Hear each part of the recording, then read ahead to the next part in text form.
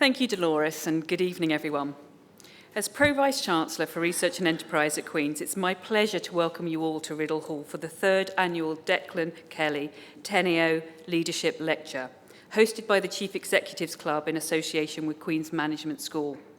This lecture is one of the highlights of the university's calendar, and it's one that we really look forward to. I'm delighted to welcome our guest speaker today, Lord Mervyn Davies of Abersoch, who will deliver the lecture entitled Our Democracy and Capitalism Under Threat.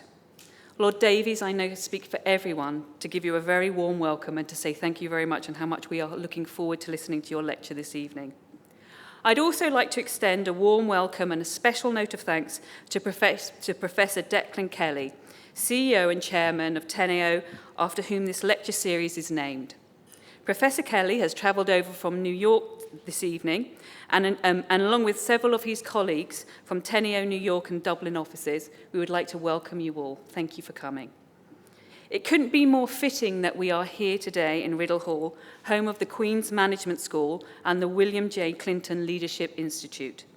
There are exciting plans ahead for this beautiful site, which is proposed expansion of our Queen's Management School over the next few years through the creation of a new purpose-built facility for postgraduate and executive education. This is going to include exciting purpose-built teaching spaces, employer engagement and placement suites, and state-of-the-art trading room. The expansion of the school will ensure that it is fit to serve the changing educational needs of this rapidly growing postgraduate community, and it will prove invaluable for Northern Ireland's economy. Both the Management School and the Leadership Institute educate and equip our future leaders to transform local and global businesses, and it helps us shape our society for the better for all. As one of the top business schools in the UK and Ireland, Queen's Management School offers a world-class range of undergraduate and postgraduate programmes, including accounting, economics, finance and management, giving our students the best university experience and preparing them for the world of work. Our Leadership Institute is primarily responsible for executive education, bringing together leading academics and industrial experts to deliver a portfolio of executive education and leadership programs, helping to shape and develop the leaders of tomorrow. Leadership is about learning from each other, learning from experience, and most importantly, learning from our mistakes.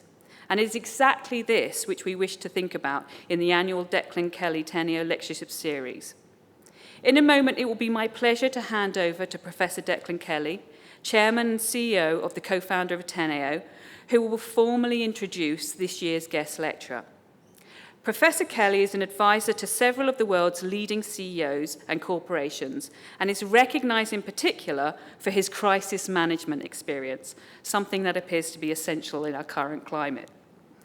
Prior to Teneo, he served as the US Economic Envoy for Northern Ireland at the US Department of State and was appointed Economic Envoy for the Secretary of State Hillary Clinton in September 2009. Professor Kelly founded the US and Northern Ireland Mentorship Programme, which he personally funds and oversees. The programme is designed to offer recent graduates from Northern Ireland an opportunity to gain business and managerial experience in the United States in order to broaden perspectives and entrepreneurial flair.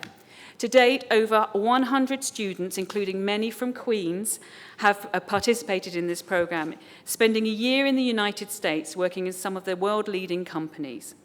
Professor Kelly has been a great friend to the university and in particular to the Management School for many years. This lecture series came about a few years ago in 2017 when he was awarded the prestigious Honorary Adjunct Professorship in Management and Leadership at Queen's Management School. In his role, he is a visiting professor at the Management School and an ambassador for the university within the United States. Just this afternoon, Professor Kelly took part in an incredibly extended question and answer session with discussions with our students, and I know they will have enjoyed it immensely.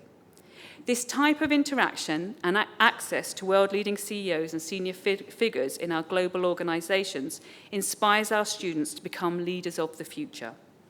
Queen's, as a global institution, greatly values our partnership with Professor Kelly and with Teneo. It's the partnerships and collaborations with global businesses such as Teneo that make Queen's stand out from other institutions in attracting world leaders of the future. So without further ado, I will now pass over to Professor Declan Kelly to introduce our guest speaker. Thank you very much.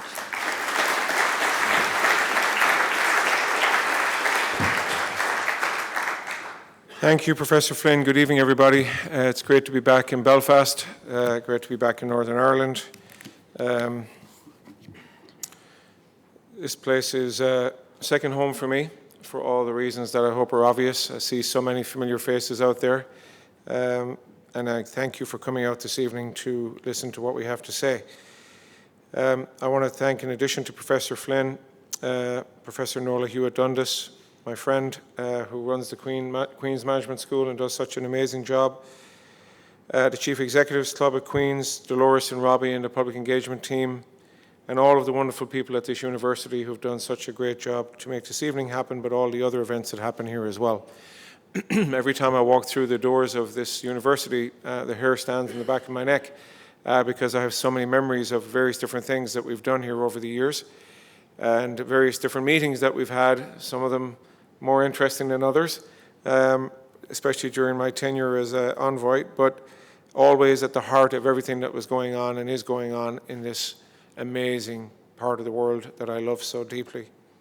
Earlier today, as Professor Flynn said, had a chance to spend some brief time with some of the students here and was very, very pleased and encouraged with the questions and interaction I got from them, and also pleased to see so many international students in the audience who demonstrate and exemplify the internationalism that this university actually stands for, which is very, very important, and I think very important for the future. We set up this lecture series to try and provoke some thought about what's going on in the world, but also to provoke some thought inside of Northern Ireland, frankly, about some of the things that Northern Ireland should be thinking about as it continues to want to grow its economy. And I've always found in this amazing, sometimes infuriating, but ultimately deeply loving society, there's a lot of talk, but we need to turn it into action. And that was always what my focus was when I was envoy, and I tried to make it so as we go forward. And so these lectures are only of value if you take what's in them and spread the word to others about what you think can be done and how it can be used.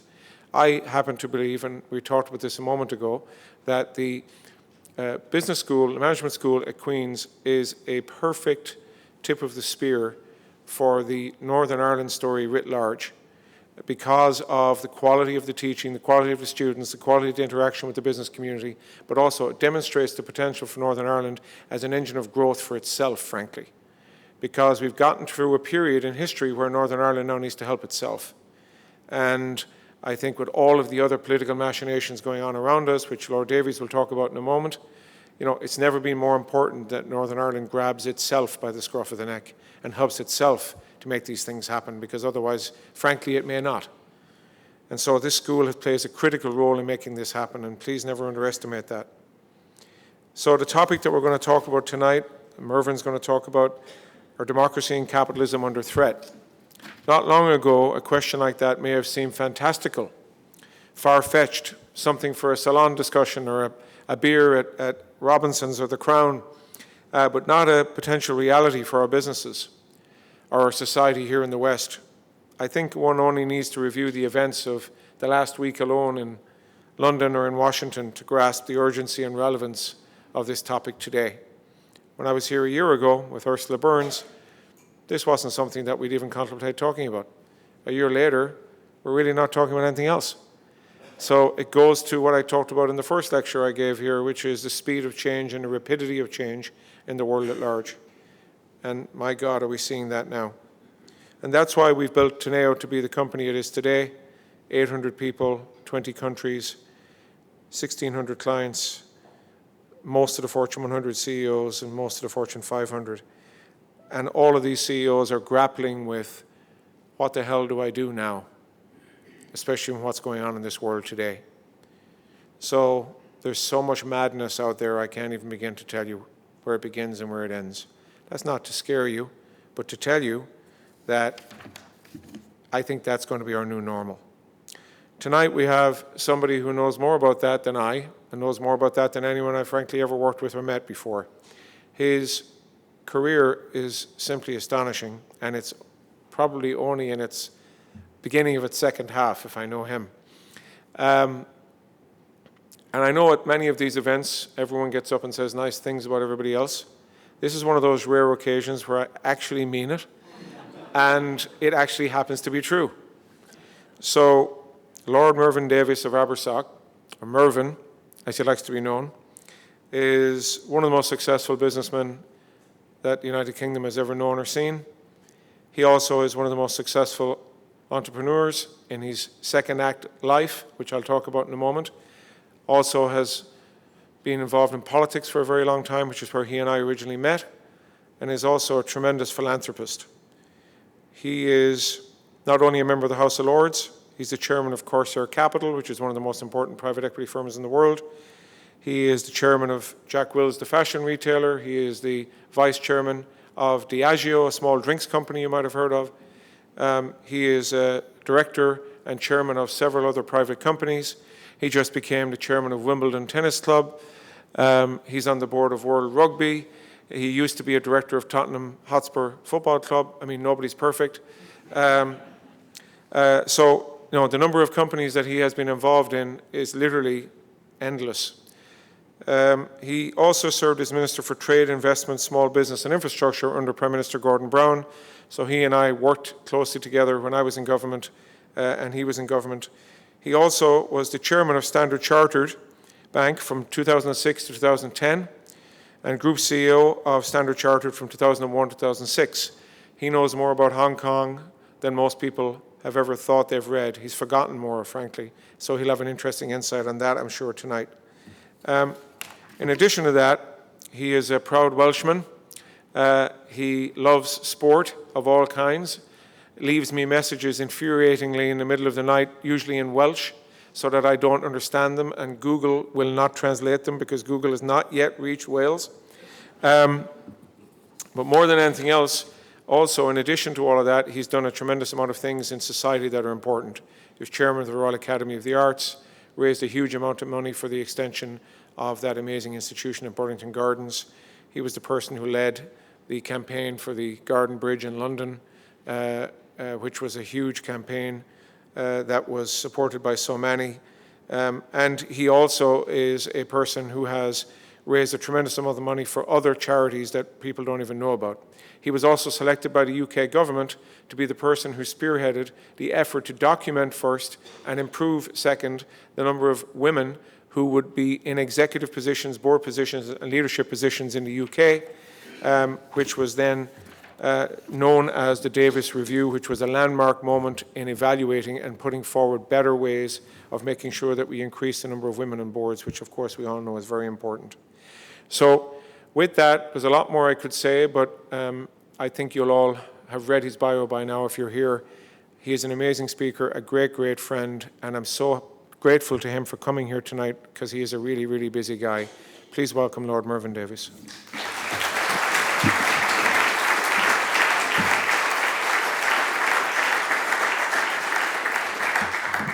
That is the best introduction I've ever had, so I owe you that £100, Declan.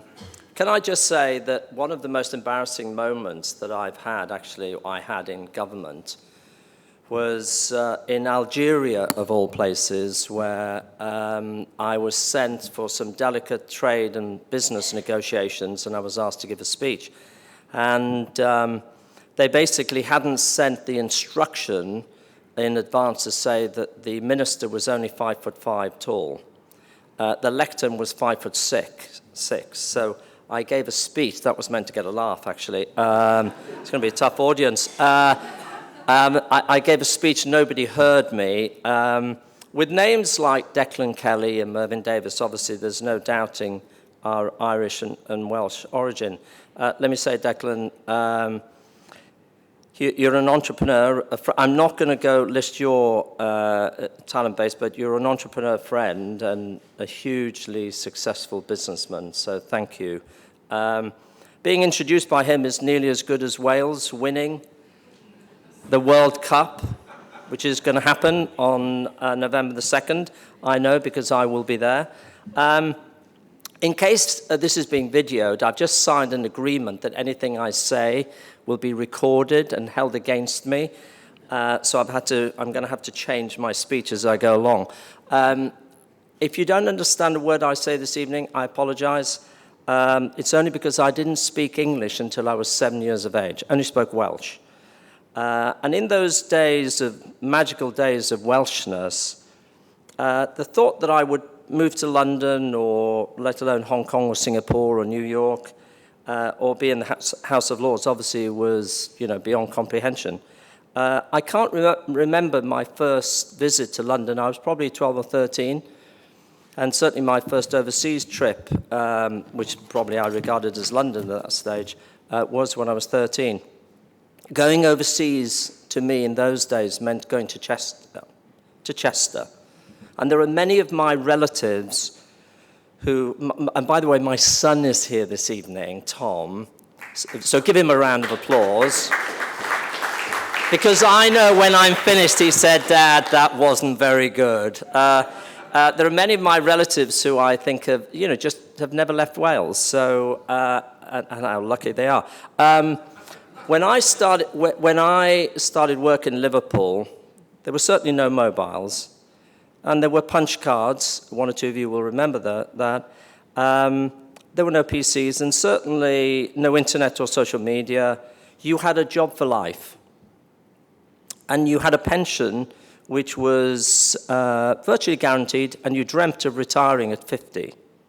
And over the last few decades, we've seen extraordinary innovation. We've seen Tim Berners-Lee, who I think probably should go down in the last 50 years as the greatest businessman, because actually he created something and gave it to the world for nothing. And quite an extraordinary thing to have done, and we're eternally grateful. We've seen advancements in science, technology, and medicine. And I think for those of you that are into this subject, I think Linda Grattan, the professor at London Business School, is worth reading because, and there'll be some expert here in the room tonight, but I think her books and lectures on the impact of longevity, of longer lives on society and business is well worth a read. And I should pause there before I sort of talk about capitalism and democracy and say, actually, I chaired Bangor University in North Wales for 6 years. I know the standing of this university, and so therefore I should have started by saying what a privilege it is for me to be here this evening. We're in an era where individuals will live well past 100. So the structure of our society will inevitably change. Why will anybody, your business model is broadly based on a university that individuals go to university at 18. They're going to live past 100. Why will they go to university at 18? Why don't they go at 30 years of age? Why not spend the first 10 years after university? If they do go to university, why don't they just travel the world or learn languages? They're not necessarily going to go to start in a corporate career because we're already seeing a millennial attitude changing. So the number one graduate intake issue that was on the websites of the top 30 multinationals this year, pay didn't feature in the top 20. It was all about the values, the systems, the way that the company treats individuals, but it was also about when their first career break was going to be. They hadn't even started work. They're already planning their sabbaticals. So I think that the model for society for every type of business is fundamentally changing. And so I speak on behalf of Diageo to say that we're having a complete rethink about the way we're going to recruit grads and young people. Because if we don't, we'll be out of touch in 5 to 10 years. So my first message is, as Declan mentioned, it doesn't matter what business you're in, the barriers to entry are coming down and your business model is changing. We've seen the advent of flexible working. We've seen pension guarantees, which I referred to earlier, disappear. And we've seen a new attitude with not just millennials, but all sorts of individuals questioning their parents' lifestyle and work-life balance. Young people's attitude to ownership of cars, houses, and assets is fundamentally changing. And we better understand that. Otherwise, we can't be in business, and we can't also understand the changes going on in our society. There is no doubt the great employers of the future will have to adapt their workforce, their hiring, their training, and do a complete overhaul, because 10 years from now, somebody may be, as I said earlier, coming into the workforce at 30 years of age. When we reflect on the last 20 or 30 years, it is profoundly exciting to look back at how the mobile, the tablet, the PC has changed our lives. We communicate differently. I can, generally, and I do, FaceTime my grandchildren in Hong Kong, and when I do actually see them, it's as if we saw them yesterday, because they're so used to the conversation on FaceTime, they don't know any different. I can even pick recipes, ideas, you name it, from Instagram and hopefully get a few likes.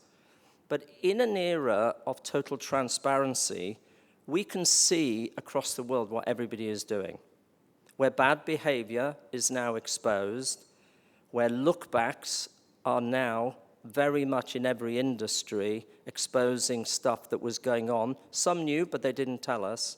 So whether it's Epstein, Weinstein, the era of exposing past behavior will only increase. But to sum up the changes going on, I think is my Indian friend Raj, who runs a very successful newsagent on the Old Brompton Road in London. He's been running, the family's been running that newsagent for 30 years. They are going to stop newspapers, and they're going to reduce their magazine intake by 90%.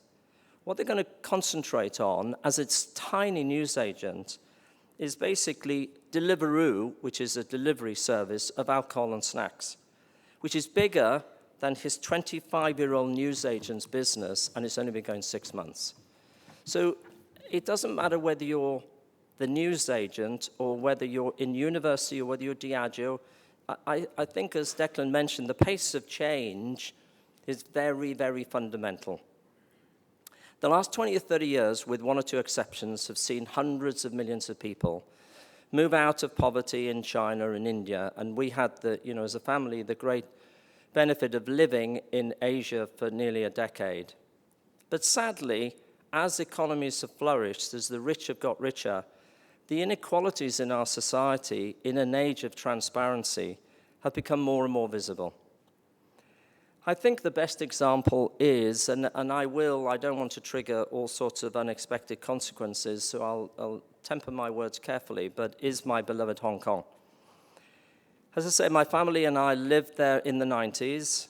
When I arrived, I knew nothing of Asian culture. Hands up those of you who think you know about Asian culture. Come on, there must be somebody. Could you make sure you video him? And we'll ask him some questions at the end. That was meant to get a laugh again. When I arrived, I thought I knew how to manage people. I thought I was a great manager. I managed successfully, managed teams, been in New York and been, sort of within Citigroup. I just joined Standard Chartered. Boy, oh boy, did I learn quickly. And it was one of my greatest management failures. I arrived in Hong Kong. I had a team, I was saying earlier today, I had a team of 13, 12 of them were women. I'd never had a team with so many women. So I had a lot of eye contact, just as I'm getting now. I had a lot of eye contact. I thought my message was getting through. I'm not saying that now, but basically, I was talking to the team and I said, look, the technology business, you're 20% behind budget. The textile and garment business, you're 12% behind. Over here, Declan, you're 38% behind. and I went like this, and I finished the meeting, and I thought, wow, they got it. And I was using my arms and, whatever, pointing out people. And as I was walking out, this lady, Gloria Chow, I will be forever in her debt, she turned to me, she said, I've seen some Guailos, some white expats who are bad, but you're by far the worst. You know nothing about Asian culture. You know nothing about our value system. You know nothing about managing women. So I said, what do I need to do? She said, you need to get on your hands and knees and crawl and apologize. Otherwise, they'll never do anything for you, which is exactly what I did. The point of the story is that I didn't understand enough about Chinese New Year. Very quickly, I got to understand I didn't know enough about Ramadan. I didn't know enough about the different cultures, the different faiths of the world. So it was a great wake-up call to me. And the relevance of that is that in Hong Kong, I sat on the board of the Hong Kong Monetary Authority for 7 years as a non-exec. There were 2 non-execs. And assisted in managing the reserves of Hong Kong. The reserves of Hong Kong when I was there were about 110 billion. Today, the reserves of Hong Kong, with 7.5 million people, are 437 billion US dollars. We, the Brits, ran it for 100 years. We believe in democracy. It was funny. Nobody had a vote in 100 years in Hong Kong. Nobody had a vote. And yet we were the big Democrats, so, or believers of democracy.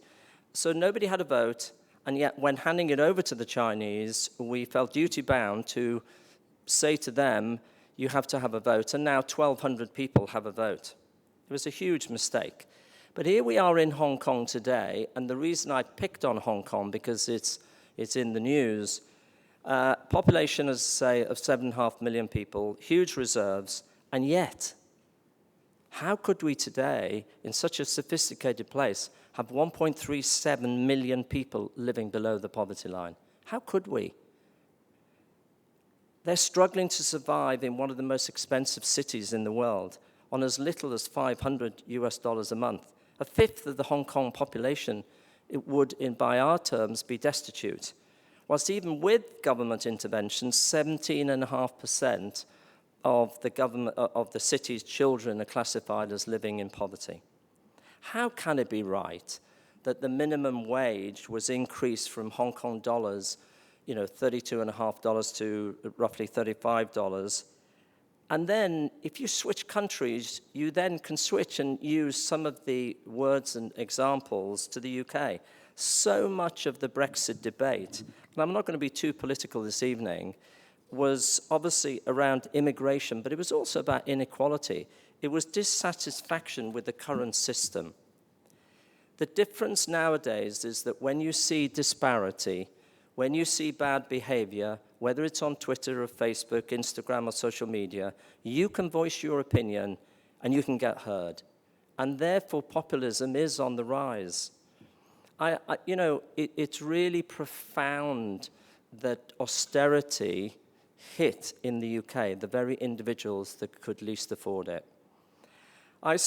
Moving to the corporate world, I so remember the days of Jack Welch and GE. It was the gospel of shareholder value.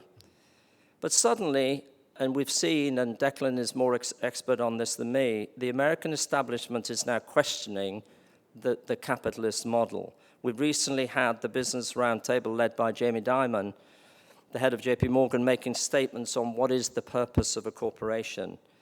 There is no doubt in my mind the shareholders led by short-termism pushed boards and CEOs to get more and more short-term profit. And in the same way, executive pay rose in an unequal way and out of touch with society. I have framed a stockbroker's report for when I was chief executive between 2000 and 2006 of Stanchar, saying that I was failing, even though the share price was doing brilliantly. I have still framed it because I have a chip on my shoulder about it.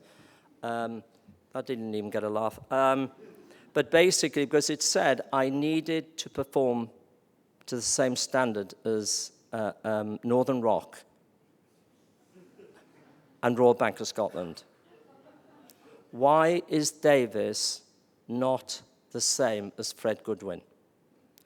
And as the CEO, I really did feel the heat. Shareholders have pushed the chief executives into a place which has led, A, to higher pay, but also a lot of the corporations forgetting their purpose. So we're hoping that capitalism will go through a period of adjustment. In 1962, Milton Friedman published the book, Capitalism and Freedom. And there will be experts, you're all, a number of you are serious academics, that you will know this book, you'll be able to quote chapters. Okay, somebody is shaking, that I'm really now worried because he was going like this, right, okay. If I make any misquotes, just sue me. Milton Friedman published a book, Capitalism and Freedom, which argued that a company had no social responsibility to the public or to society, but only to its shareholders. Or as he explained in his essay, one of the essays in the 70s, in a free enterprise, private property system, a corporate exec is an employee of the owners of the business. His primary responsibility is to them. And so having been a chief executive of a public company and having between 2001 and 2006, tried to talk to them about profit with principles, about social responsibility, about communities, their eyes would glaze over and they would immediately get into what are you going to do in the next quarter on EPS. But I think it began in those days a bit of a revolution where the owners of companies pushed, as I said earlier, CEOs for more and more growth. And there is no doubt that owners of banks and finance companies were absolutely responsible for the financial crisis of 2008 and 9.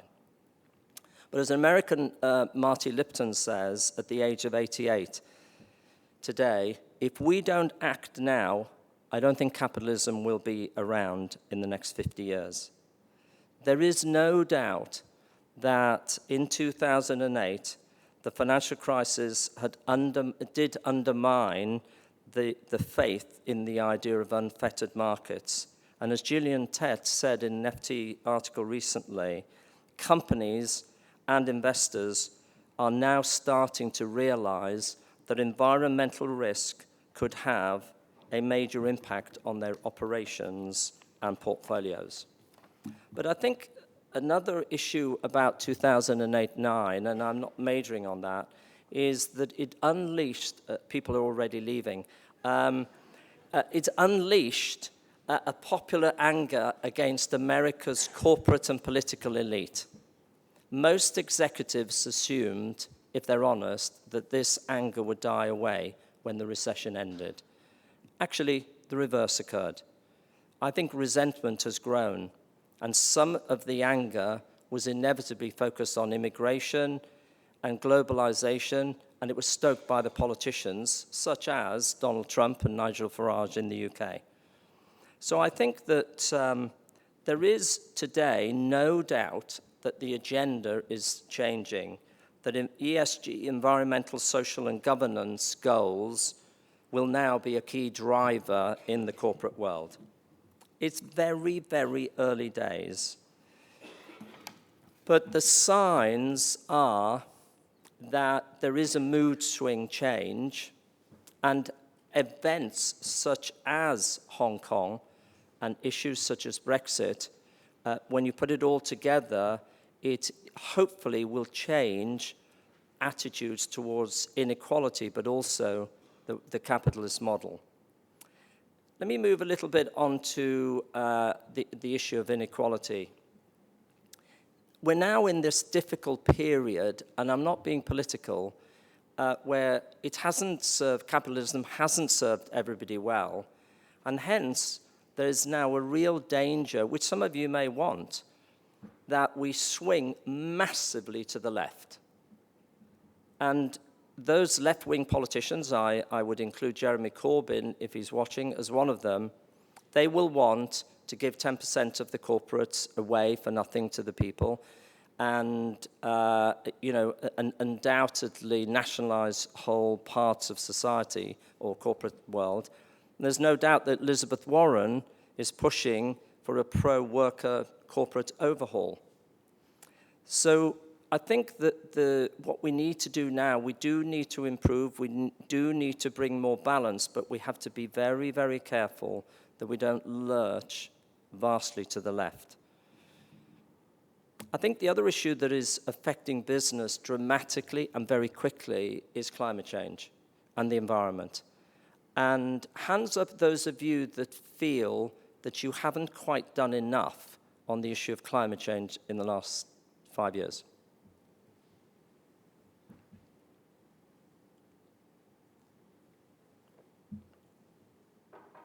Hands up those of you, if you do have a family, children or family, hands up those of you that feel that the next generation gets it more than yours. So, virtually unanimous in the room. I think that the pressure, whether you run a fossil fuel company, whether you run a plastic, whether you run a retailer, the pressure that is going to come on business, corporations, asset managers, and institutional investors, I think it's great. And I think it's got to be turned up. And I think because otherwise, the legacy that we give to our children will be a bad one. If I may just move on to the whole issue of pay. Hands up those of you that think, and Declan, I'm going to watch how you answer this one very, very carefully. Hands up those of you that think executive pay is too high. Okay, could we have the next speaker, please? The High Pay Centre state that in the UK, the average CEO pay to average worker rose, the ratio from 48 to 1 in 1998 to 129 to 1 in 2016. And in the US, it's risen from 42 to 1 in 1980 to 347 to 1 in 2017. It's not sustainable. It's completely out of touch. And so if we don't get the whole executive pay debate, which, having been chairman of a REMCO, I know the challenges, but if we do not tackle it, it just fuels more and more disconnect and discontent. I think the other issue in capitalism, which I think is the elephant in the room, it's talked about, but because they're such big, successful companies, it doesn't really get tackled. And I think the US has just not tackled it. During the period of inequality, during the period of rising executive pay, we've also had large corporations across the world avoiding tax. In 2015, the IMF study calculated that the cost to the global economy, to GDP globally, was $450 billion US, or equivalent of 1% on GDP growth. The Council for Foreign Relations recently published a report to say that US corporates report 7 times the profit in Bermuda, British Caribbean, Ireland, Luxembourg, Singapore, and Switzerland versus what they make in China, France, Germany, India, Italy, and Japan. There's stuff going on led by corporates in the tax world that just have to be stopped. You can't address a fairer society, a better capitalism, a better, more equality if you allow large corporations to do this sort of stuff. It's a disease. It's got to be stopped. And if they're listening, they should be ashamed of themselves.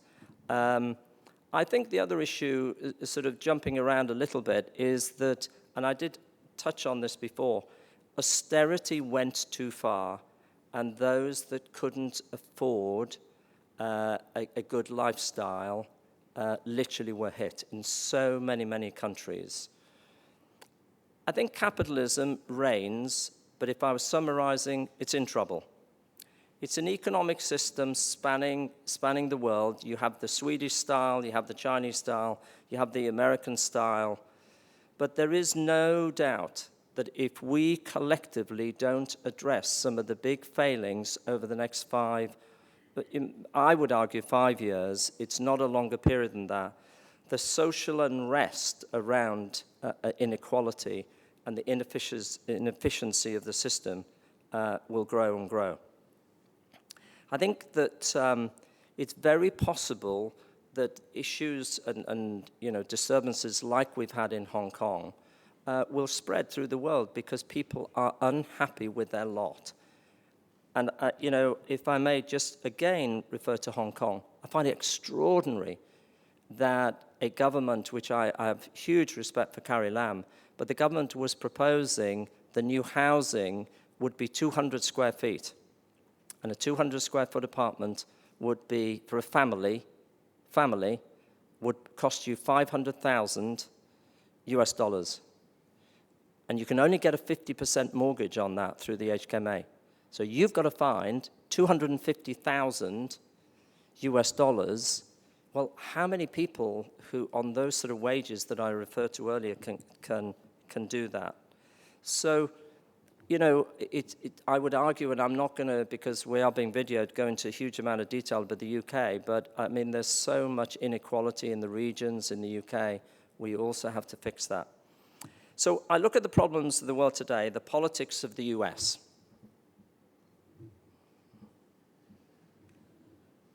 The politics of the UK. The difficulties in the Yemen, the Iranian problems. Maybe it was always like this. It was ever thus, a number of historians in the room. But for me, it doesn't feel like that. It feels much more serious. I think of late, the world's oldest democracies have become really to look more vulnerable than venerable. America seems destined for a constitutional showdown between the executive and the legislature. Britain, we'll see what happens in the next, few days. But it doesn't matter which way. We're a divided society, and it is mired in a constitutional morass. But more importantly, trust is being eroded. Trust in Parliament and trust across society. So I do believe that I'm an optimist that democracy can survive. But I do wonder that there are now 50 states in the world that are viewed as politically chaotic, and 50 states across the world that are in need of help. So I think that one of the issues of the day is the industrial revolution that I've described that is affecting every industry is also affecting politics. And what we're finding is that every politician now is communicating. It's not just the US or the UK. You talk to people around the world, it's the way politicians communicate it's not fake news, but they use language that is quite extraordinary. And therefore, I'm very concerned. I'm optimistic about the future because of the innovation that's going on right across the world. I see more innovation in Britain than I've seen at any stage in my lifetime. And as Declan knows, it's been a long life. But that was, again, meant to get a laugh. But an example being that I'm chairman of a tiny company that basically is involved in medical instrumentation. Vascular surgeon out of King's and UCL.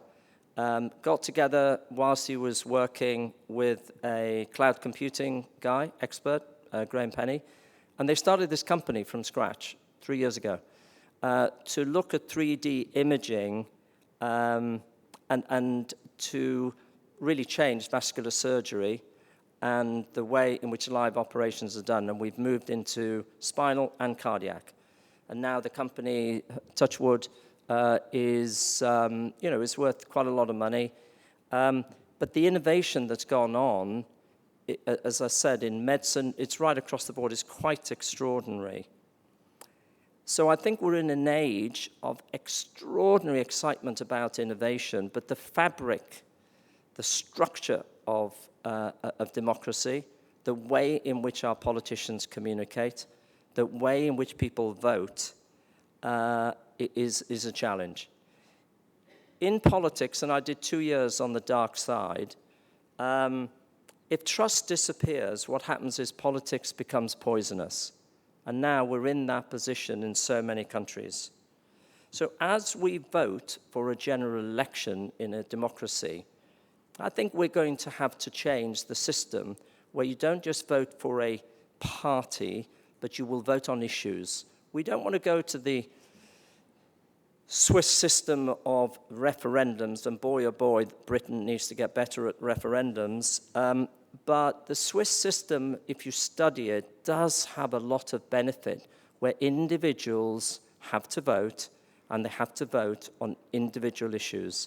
I do believe it may well be, and you can laugh, but it's more like voting in Britain's Got Talent, but you're voting on issues, and then the leaders will know what the priorities are.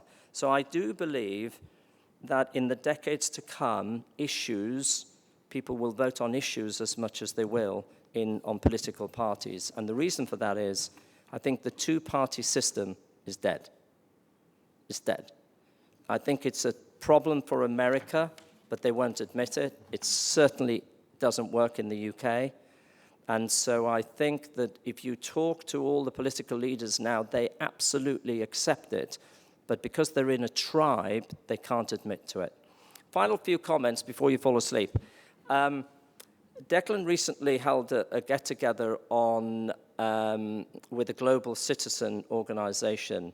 And, you know, I have been a campaigner for women and women's rights and women in the boardrooms. I said at the earlier meeting, I find it incredible that when I arrived in Britain after Hong Kong and started to campaign, really I started in earnest when I was in government, but started in 2010, 11 for 5 years. Did about 480 speeches. I was saying earlier, 21% of the top 100 companies in Britain had never had a woman on their executive or in their boardroom in their history. If you look at the stats today in American corporations, the number of women in key positions is declining. So I think right across the world, and I have a daughter and granddaughters, I do think, as Global Citizen have said, I think that we need to do more to liberate women and to get them into senior positions right across every industry and right across society. And in the poorer countries, it is very harsh and difficult to be a woman. So as Global Citizens said, if we're going to have prosperity and have a balance of capitalism and democracy, we absolutely have to tackle girls and women. We absolutely have to tackle health. Health and wellness is becoming a topical subject across the world as people live longer, but there are 1 billion people in the world. If it's 7 billion, we have 1 billion people who don't have adequate medicine. And that also is true that 1 billion people today don't have clean water and actually open defecate. And so basically 1 billion people out of 7 billion. It just can't be right. There's food right across the world, but in order to have stable communities, we have got to collectively, with the corporations, with powerful thought leaders, we've got to do more on food and hunger.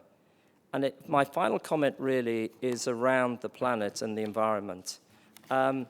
If we don't really grab hold of this issue, our legacy as leaders, you can be academics, you can be business people, it doesn't matter what your background, what you do as a job.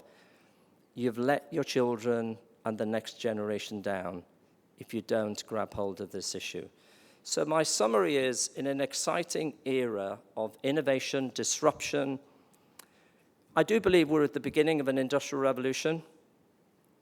Barriers to entry are falling. But our political and economic model is challenged. And if you as academics don't speak up, and if the students, if any of them do listen to this, don't take action, then I don't think you can call yourself a leader or a manager. You've let your children down, and you've let yourself down. Thank you.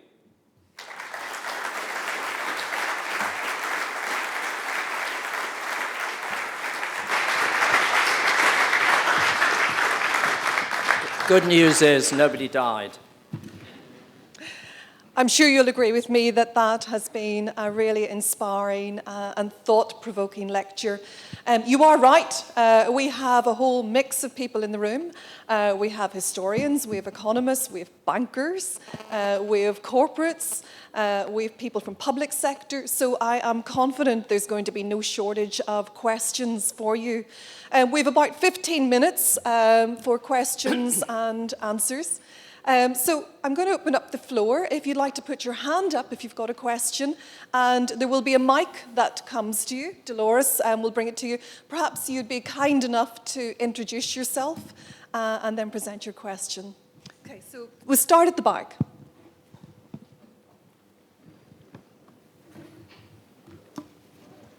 My name is Brian Scott, and one of my current roles, I'm part of the governing board of the Nuffield Council on Bioethics. I'm not going to ask you about bioethics. I had two questions for you, one on capitalism and one on democracy. Recent academic research suggests or has demonstrated that institutions are keys to successful societies, and institutional reform might be one of the ways of, or maybe this is what you're addressing about the fabric of our society fraying. The issue you highlighted about the huge gulf, an increasing gulf of senior corporate pay. When I studied business in the US many years ago, what was noted was the decline in union membership. What I see in the current press is an article on, goodness, trade unions are starting up. Would reinstating the power and influence of trade unions affect the performance of capitalism for the better? And the democratic question, or the democracy question, is the voting system. We have one in Northern Ireland to reflect many shades and have represented many shades of views. The first past the post system is clearly terribly unfair when you look at the minority parties, the Lib Dems, getting large numbers of votes and not having it reflected in the Parliament. Is that something on the democracy side that ought to be addressed? Yeah, great questions, by the way. I think the first one, I think that the infrastructure for managing the world, if you want to call it that, doesn't work. And in fact, Trump has very deliberately try to dismantle it. But the reality is that if you're Indian or if you're Chinese, at the end of the day, you may not be the richest economies, but you are going to be. There's 1.5 billion, roughly, people in China, and there's 1.2, 1.3 in India, and we've got 7 billion people on the planet. But for so long, since the Second World War, they've been excluded from the top table. How can you exclude them from the top table when they've got, arguably 2.8, nearly 40% of the world's population? So I think whether it's the World Health, IMF, World Bank, they were suitable, in my humble opinion, to the post-war period, but they haven't been modernized for the world of today. And I'm not being political in saying this. I think Gordon Brown's great skill, and he's very, very involved with the World Health Organization. He's giving his life to taking children out of poverty. You don't read a lot about it, but that's what he's doing. He and his Sarah are just absolutely devoted to that. I think during his era, a brief era, but also Blair's era, but also Cameron tried as well, I think that there were attempts to bring everybody together and say, how do we redesign the system for governing the planet? And it sounds a bit grand, but at the moment, particularly with Trump in control, it's falling apart. So maybe, depending who is the next president, but there is massive need for institutional reform. You can't get agreement on climate change. You can't get agreement on trade. We've gone from globalization, which was at one level good, but another level bad because of all the issues we've discussed this evening. But there is absolutely no doubt, that there is a massive reform, an urgent reform required of the infrastructure for governing, and otherwise you have massive problems. I think on the voting system, it just doesn't work. First past the post. It doesn't reflect. It's not a fair system. I think it's got to be changed. The problem is turkeys don't vote for Christmas. The two political parties are in charge.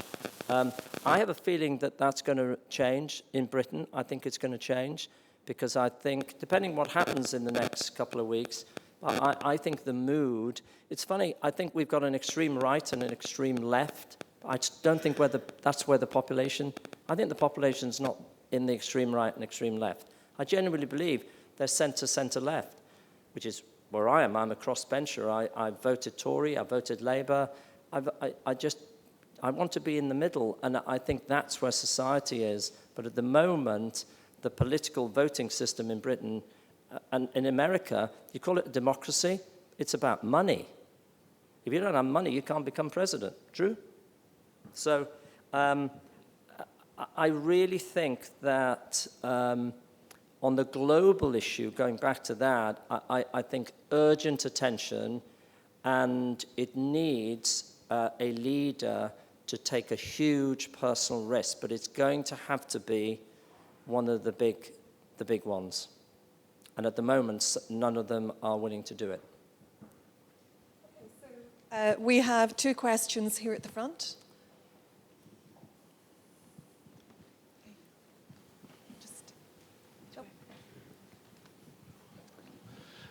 Peter Sheridan, Cooperation Ireland. I think it was Obama said that the defining challenge of our time was to make the economy work for everyone.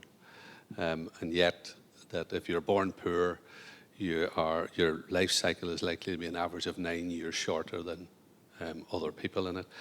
So if we're not to see democratic capitalism as beyond repair, what would you suggest how we might use economics to change things for the future? There is a journalist in the UK called Rob Peston, and he has his own program and whatever. His wife sadly died and of breast cancer, and so what he decided to do was to start a charity, incredible charity called Speaker for Schools, and he has done now. It's a huge, hugely successful charity. He gets a cross-section of, successful people to go and talk to schools in the poor areas of Britain. So I want to do some in Wales, and I want to do some in the Midlands, and so I've done lots of them, and so everybody else. There's maybe 100 people doing it. The shock, horror, and the weeping that goes inside of you when you go to some of these schools, it's, and you are in education, you know what it's like. So my most recent one, I ended up, it's not about philanthropy, it's not about me. I just had to get some people to help fix this school. That 40% of the children were arriving in Britain in today's age, not having had breakfast, starving hungry, but weren't admitting to that. Because if they did, they knew the social services would then be in to take them away from their parents. So a group of volunteers had brought in meals. I think it starts in education. I think I think one of the problems, and again, it's not being too philosophical, whatever, we change in Britain particularly, we change education minister, junior minister, health ministers every 18 months. We change governments, and then they change, no disrespect to Michael Gove, he brought a new curriculum in, different to the last one. And then the new guy comes in and says, well, I don't like that, change it again. And teachers are left in absolute disarray.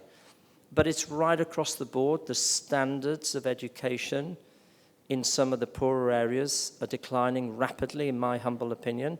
And so it's making social mobility even more difficult. I did go to a secondary modern, I did go to a grammar, and then I did go to boarding school. So I'm one of the lucky ones. But there's something not quite, I don't want to ban private schools, absolutely not. However, there's something wrong when private educational kids educated in private school represent 7% of the children's population in Britain, and yet 56% of the graduates of Oxford and Cambridge. There's something wrong.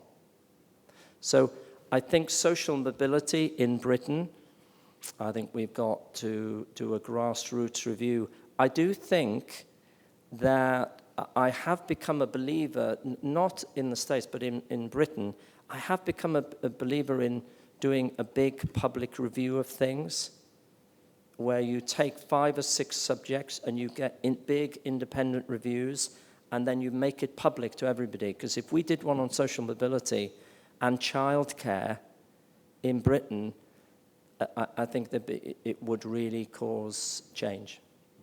Does that answer you? Yeah. Big problem. Natalie Trott, Director of Development and Alumni Relations here at Queen's. So thank you for your excellent and humorous speech. I appreciated your jokes.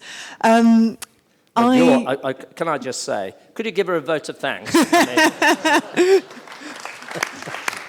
She's the only one. I was very interested when you said you thought there was a role for corporates to play in tackling some of the big global challenges, inequality, poverty, and also in what you've just said around social mobility. And I'm interested in your thoughts about what that might look like, what we could be looking to corporates to do, and whether it really should be a partnership between charities, corporates and government, or whether you think it's corporates tackling that problem independently. I mean, Declan will have a view and he might not want to get on stage, but if you go back 20 years in Britain, every corporation had a 1% rule. 1% of your profits would go to good causes. And then in that era of shareholder value, it was, what are you doing giving money away? I mean, what? And so it was stopped, right? Shareholders wouldn't have minded. I think that there is an argument. It's going to take bold leadership. And it's great because I'm not a CEO anymore, so I can, give these suggestions. No, but I think corporations just have to do what they think is right. And I think 1 or 2 companies are going to break ranks. I think 1 or 2 CEOs are going to break ranks, and they're going to say to the board, and I honestly believe Diageo will be one of them. I think they're going to say, actually, I think we should give this amount of money, like gobsmacking amounts of money to causes or to social mobility or whatever it might be. And if the shareholders don't like it, sack the board. Because we think it's the right thing. For companies that have large consumer, operate multinationals in lots of different countries and have a big workforce and a big consumer base, they have got to be bold. Because you know what?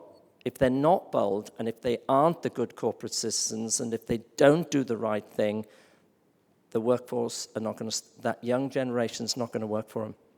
If I may just, without being long-winded, back to this graduate intake survey that this year, sadly it's not public, but it is extraordinary to see what they wrote on the forms and what they wanted of their companies. It's really, they want giving, social responsible companies that are looking after the planet and giving something back to the community. Of course they want to be well paid and whatever, but there's strong messages, and I think strong leaders will just take that and do what they think is right. Okay, and we have one last question just over here.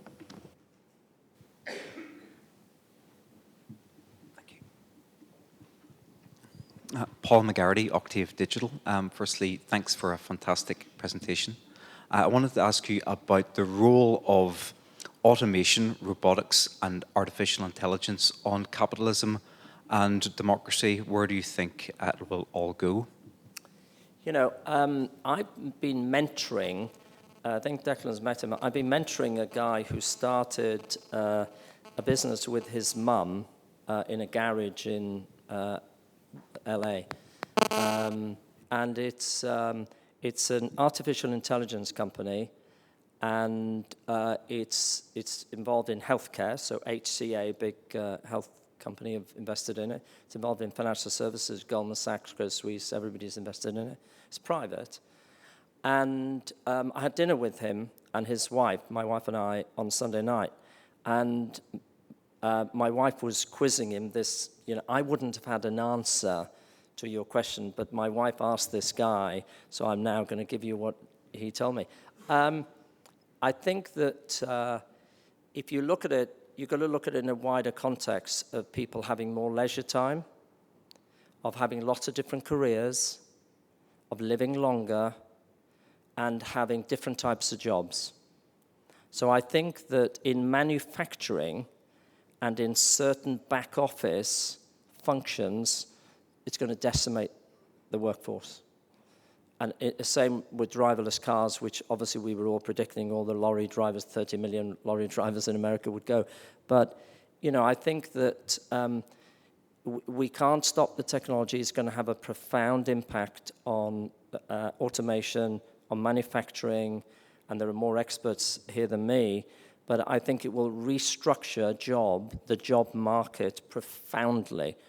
And I think it's too early to call, but if you ask the experts, they would, and he would regard himself as one of the, you know, the leaders. It's not a big company, it's, you know, but it's still, you know, massive client base, that it'll take about 20% of the jobs today. They will change to different types of jobs. So I think the reason I'm excited is that what I see is a generation of young people who want to take the risk and start new businesses and innovate, and they don't want to own an apartment or a house or a car in the same way that they did before. So they're going to be more flexible. They don't mind doing 10 jobs by the time they're 30. You know, I would have regarded that as failure, but they think it's exciting and they're gathering experience. So I think we have to accept that the work-life balance model, the way in which jobs are created, where they are, and how we live is going to fundamentally change. What a great way to end. Ladies and gentlemen, we really are out of time at this point. I want to thank you for your attention this evening, but before we close, it would be remiss of me not to thank Declan Kelly, or should I say Professor Declan Kelly, as he is an honorary professor in our school, for your ongoing commitment and your passion really for business and education and all things ethical, and for what you have contributed over the now 3 years in your first lecture, last year in bringing Ursula Burns, and equally this year in our excellent speaker tonight.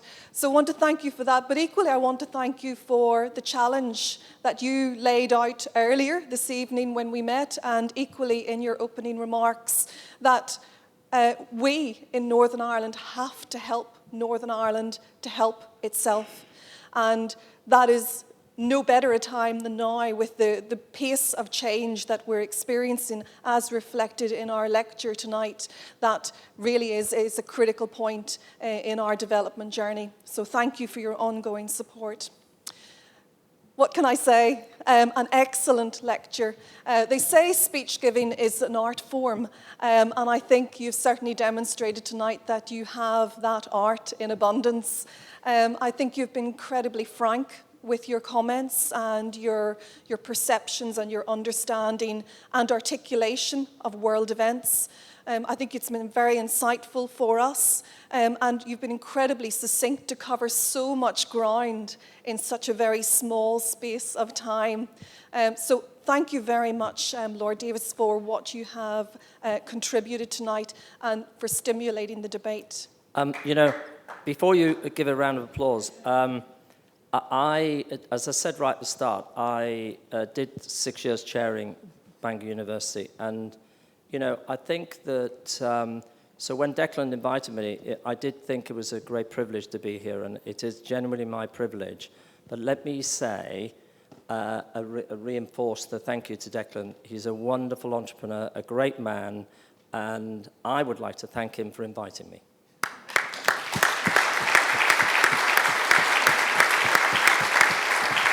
Thank you. Ladies and gentlemen, maybe we could just show our appreciation also to our speaker and just give this token of our appreciation. Thank you very much. Okay, thank you. Thank you.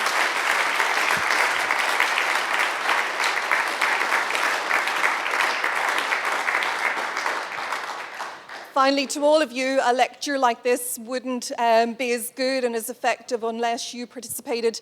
Your ongoing commitment to Queen's and to engaging with the Chief Executives Club is extremely appreciated by all of us within the management school and the wider university community. So again, thank you to you. Safe home, and I very much look forward to seeing you at our next Chief Executives event. Good night.